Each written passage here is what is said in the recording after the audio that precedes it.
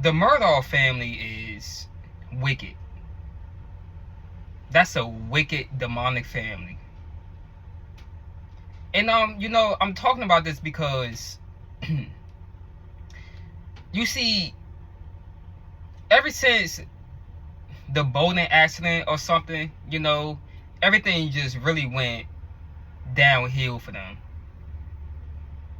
But see, I've been following this case for probably like a couple weeks now, since the first court date was. And let me just tell you, y'all, my heart is just broken from looking at this case. My heart just broken, man. For real. Now let me just say this, because a lot of people look at the cases like this and be like, oh my goodness, that shouldn't have happened to them. That shouldn't have happened to them. You hear a lot of people say that don't nobody deserve to die. Let me just say, this coming from me. I don't know how y'all think about this, but from me, my point of view, I disagree with you. Because if you read the Bible too, when the Most High when he ordered people to go kill other people, I mean, come on now. So I disagree with that. When you say that don't nobody deserve to die, some people do. As also scripture is, he who killed with the sword shall also be killed with the sword. Come on now. You reap what you sow. You want to say that a cold-blooded murderer doesn't deserve to die? Doesn't deserve a death penalty? A cold-blooded murderer who go to prison and comes out still the same way. Somehow they come out. I mean, in this world, in this world, these little fake miracles happen. They give murderers lesser time than somebody who stole a candy bar from the store. I mean, like, think about that. And when I look at this Murdaugh family, it's just so much with them. And let me just tell you, it all started with the daddy, Alex Murdaugh. Cause let me tell you something. When you look at these cause I've been following, watching it live on YouTube and stuff about the court cases. They got one today that I was just looking at. They're on an hour and 15-minute break. But from looking at that court case, you see there's something Buster. Well, let's just start with Buster, because he's really the one who started it off. Let's ask. They should be questioning him about Stephen Smith. They should be questioning Buster about Stephen Smith. But when you look at that case, the officers even said that they just left it alone. They said that they just left that court case alone. Didn't nobody question Buster about it. Didn't nobody question Alex about it. Didn't nobody question nobody about it. But when you look at the documentary on Netflix, you see Paul's ex-girlfriend. She said that one day that she was at the house with Paul and Buster and the whole family, and they were at the table, and she asked Paul. She showed Paul a message that somebody sent to her, and it said that Buster and Paul had something to do with Stephen Smith.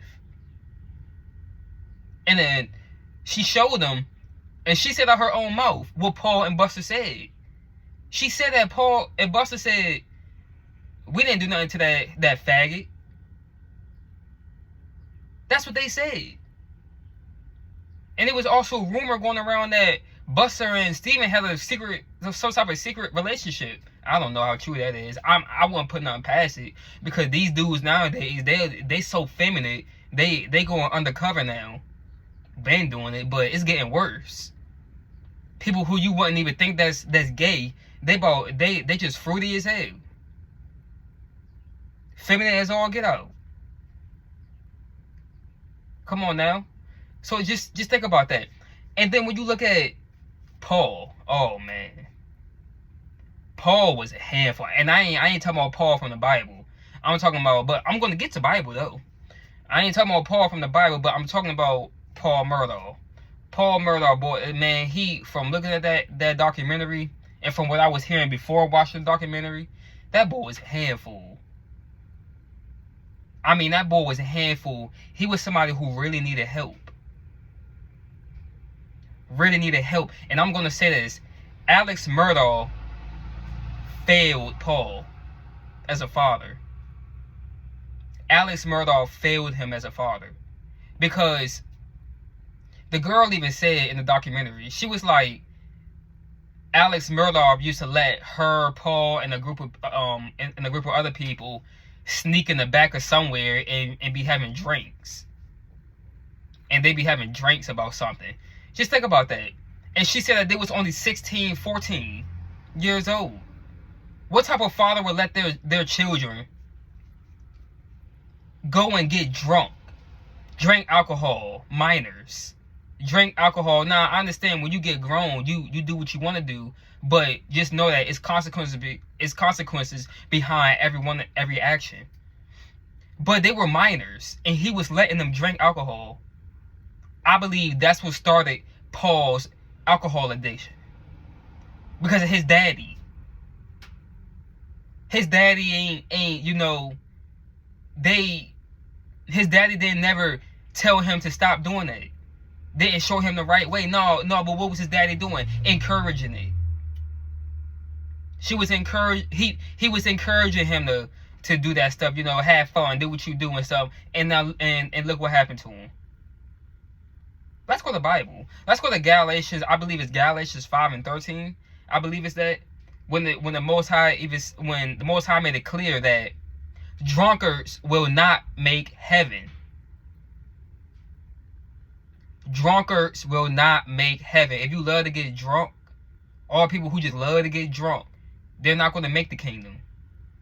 Point blank, period. Now, I'm not saying Paul didn't make the kingdom. I'm not saying that at all. Because I'm not the Most High. I don't put nobody nowhere. I'm not the one sitting on the throne. I mean, I'm not the one that's doing it.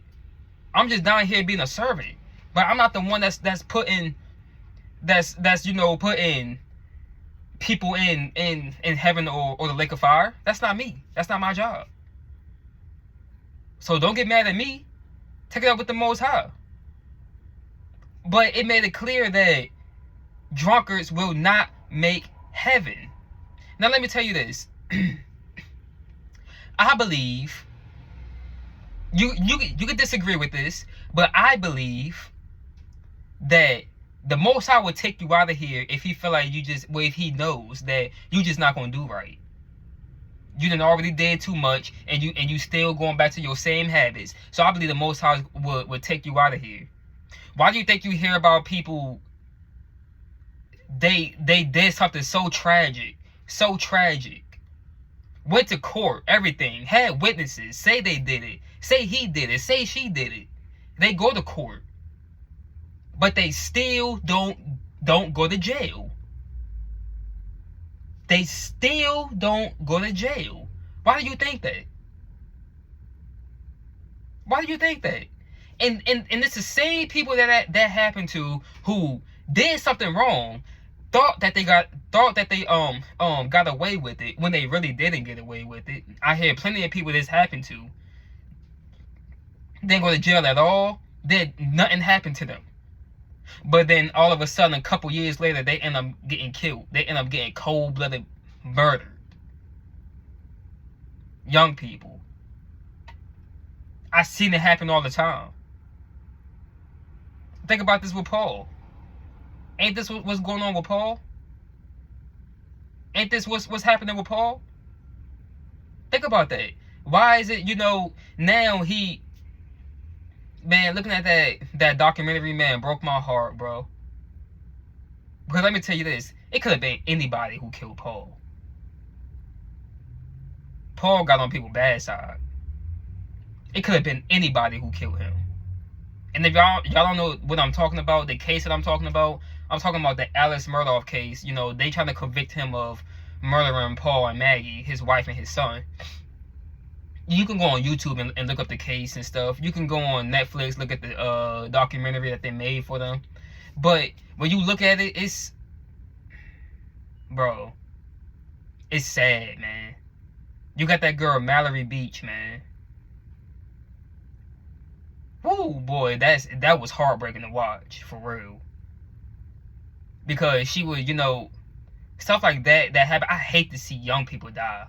I just do, man. I don't like to see young people die. I don't like to see anybody die, but I know that it has to happen. Don't care what age you are. I know it has to happen. Don't like to see death, but it is what it is. But the Most High, you know, he if his will gonna be done, it's gonna be done. And a lot of people need to be taken out of here before they do something else crazy. Paul was failed by his parents. The girl, even Paul's ex-girlfriend, even said that Maggie didn't even care too much about Paul. The housekeeper cared more about Paul than Maggie did, the mom. She said that Maggie and Alice and them paid more attention to Buster. Well, she said the mom paid more attention to Buster, but Alice did a lot. He did a lot to clear Paul's name. You know. So that goes to show you that, I don't know, it was a lot of favoritism going on in that family. That's what it sounded like, a lot of favoritism. But you know, when you think about that boat accident, man, it's a girl, the girl lost her life. Because some dude, I want to say some idiot who told them not to drive the boat because he was so drunk. And my thing is, why in the hell would... Now, mind you, they were all adults. They were all 19, 20, 18, 19, 20. Who knew right from wrong. Why in the hell would they even get on the boat with him in the first place? It would be more common sense, okay? Now, I'm not saying that, you know, they all idiots and stuff. I'm not saying that, but when it comes to Paul, you know that you gotta drive the boat and stuff back, but you want to get all drunk like that, which nobody around him was telling him what he was doing was wrong, because they was doing the same exact thing. They all was drinking. But my thing is, when you see the documentary, they all saying, man, we was like, man, Paul was so intoxicated, man. They was like, they even said in the documentary that people was offering them to drive them back in their boat, so that they didn't have to ride with Paul. But what did they do? They still got in the boat. Why the hell would you still get in the boat? It would be common sense. I mean, I guess I'm just different. It would be common sense for me if I know that that person is intoxicated. He's so drunk that he blacked out. He don't know where he at. He don't even know what he doing. Why the hell would I get in a boat with that person? Why in the hell would I get in a car with that person? Why would I even get in a go-kart with that person? Ride on the back of a bike with that person? Hell no. Ride the seesaw with that person? Hell no. Hell no. You so drunk you don't know where you're at. They said that he put his hands on his girlfriend, that he smacked her, spit in her face, cussed everybody out. Obviously, what you don't realize is that when you get drunk, you are inviting in demons. You are inviting in demons. When you get so drunk like that you don't even know where you're at, that you black out, you got a demon that's operating your body now because you just invited a demon in. You people don't realize this stuff, man. This goes over people's head. They don't want to hear this type of stuff because they so fascinated with that getting drunk lifestyle. Getting high lifestyle. Doing all this fornicating lifestyle. Having sex with anybody. Nah, man, I gotta go party, man. And with them going to the clubs and partying, they gotta get drunk at the same time. People can't handle their liquor. People cannot handle their liquor. People can't handle themselves. They can't control themselves when they get that drunk. They can't just have one drink, one little drink. Drinking is not a sin. Getting drunk is the sin. And you wondering why they wonder why Paul was so crazy, acting so crazy. His girlfriend even said that, oh, why is he doing it? Why when he get drunk, he turn into a different person. What you think that is, Shawty? What you think that is, honey? What you think that is? Why you think he gets so he gets so bad when he get drunk? Like, come on now. Destructive and stuff. Why you think that he get like that when he get drunk?